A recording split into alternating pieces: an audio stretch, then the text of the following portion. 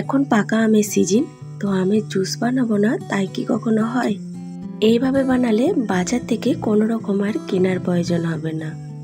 মাত্র দুটো উপকরণ দিয়েই বানিয়ে নেওয়া যাবে এই আমের জুস। তো প্রথমে বেশ কয়েকটা পাকা আম নিয়ে তার পাল্পটিকে বের করে নিতে হবে।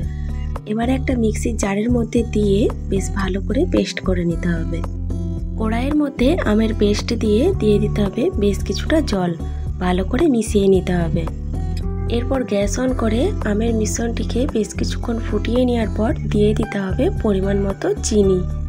আবারও বেশ কিছুক্ষণ নাড়াচাড়া করে ফুটিয়ে নেওয়ার পর যখন মিশ্রণটি ঘন হয়ে আসবে তখন দিয়ে দিতে হবে লেবুর রস। লেবুর রস মিশিয়ে আবারও 2 থেকে 3 মিনিট ভালো করে ফুটিয়ে নিতে হবে।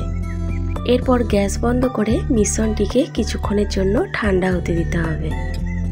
আমের মিশ্রণটি ঠান্ডা হয়ে গেলে এরপর দিয়ে দিতে হবে ঠান্ডা জল। ভালো করে মিশিয়ে নিয়ে এরপর ঠান্ডা ঠান্ডা পরিবেশন করুন আপনার আপনজনদের সাথে। আমার মেয়েতেও খুবই পছন্দ করে, তাই আমি এভাবে বানিয়ে দিই।